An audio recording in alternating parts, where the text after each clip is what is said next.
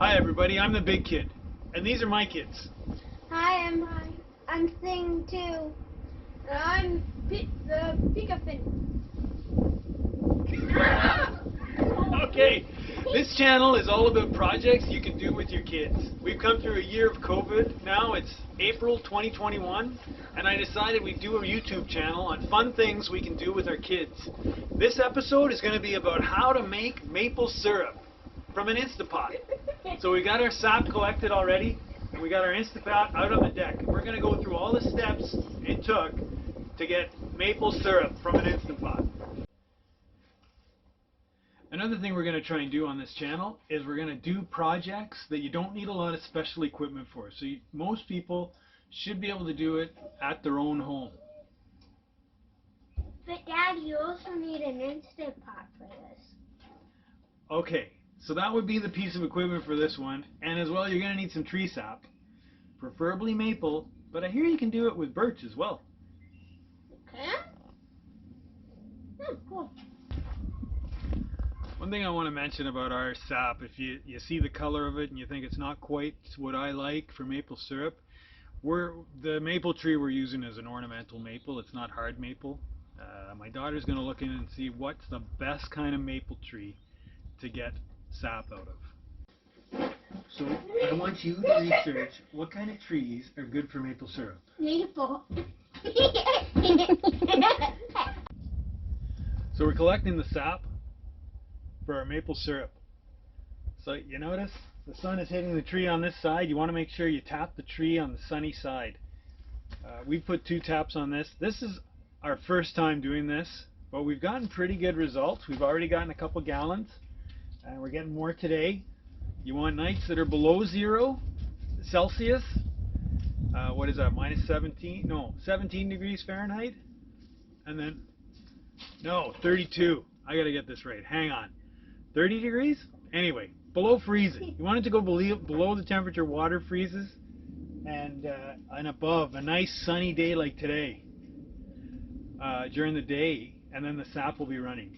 And always tap on the south or the southwest side of the tree, and it's kind of neat to see. Actually, you can see the sap start running faster as the sun moves around the tree. It's kind of neat.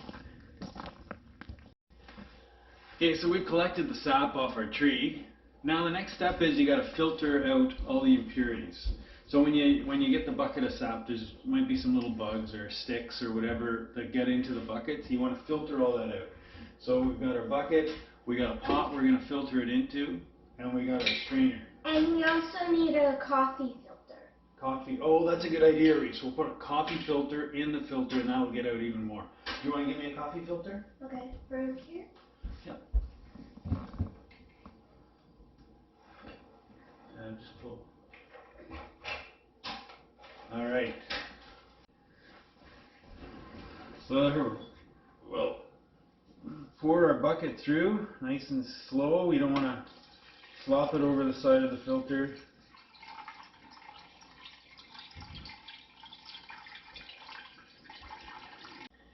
So one thing I don't think I mentioned yet is we're doing it in an Instapot, but we've slightly modified the Instapot.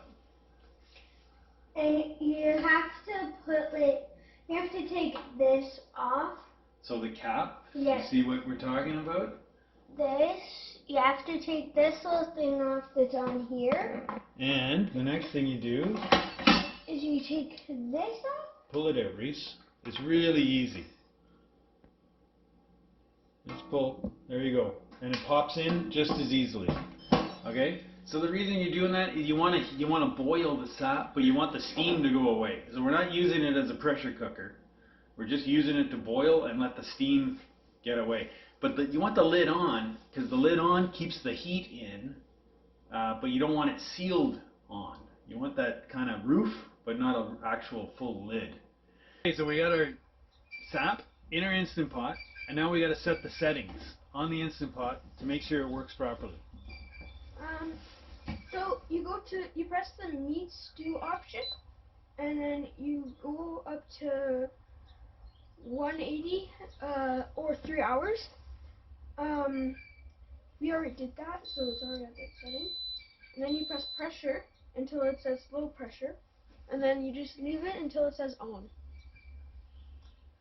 And that's it. You can walk away for 3 hours and pretty much leave it. You should come back and you'll be at the stage where you got to watch it a little more. Yeah, so the reason we do it on the porch and not in the kitchen is because what's the ratio of sap to syrup that we get?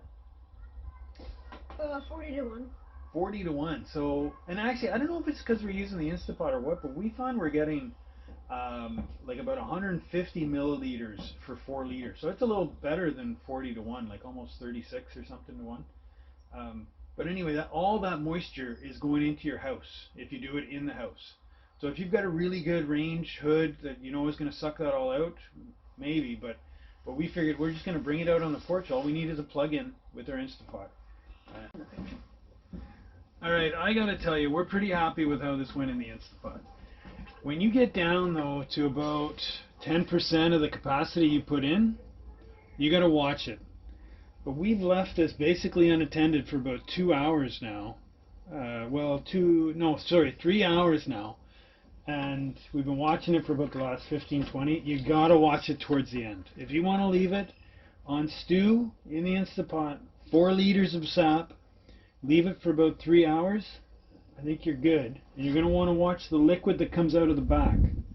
Okay, I haven't dumped that at all. That's about how much liquid we got that comes out of the drip tray after 3 hours.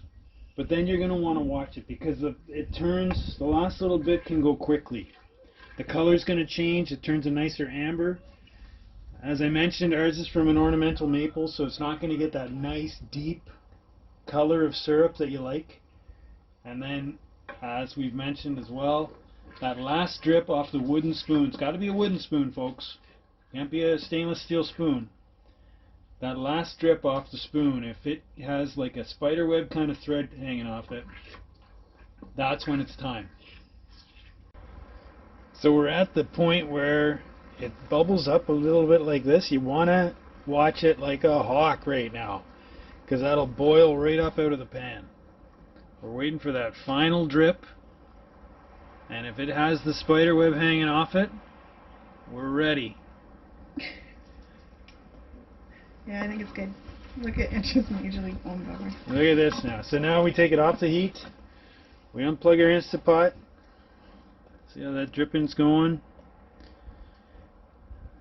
You want that thread-like tail hanging off your... Oh. Ooh, we're done. Is that it? Well, we're all done. We've got our maple syrup in the jars. We've enjoyed a couple of pancake breakfasts already, or French toast, whatever you like. We started with about 12 liters of sap. We started late in the season. We got about 400 to 500 milliliters of maple syrup. And I'm going to say it's pretty good quality. Now the reason I wanted to do this video wasn't to try and teach you the best way to make maple syrup. In fact, I think I made it clear, this is my first time doing it. My wife's family has done it for years, but this is my first time doing it. The reason I wanted to do this video was to show you it's doable. It's an easy, fun thing you can do with your kids. It brings it to life for them and makes it more real. So I'm encouraging you, get out there, get some sap. If you live in an area where you can do that, you can tap birch trees. The sap isn't quite as strong. The reason I made this video is to encourage people to get out there and do stuff like this with your kids. Teach them where their food comes from. Teach them how to play and have fun and learn. So this is the Big Kid, and I'm just saying thanks for watching. Keep playing and keep learning.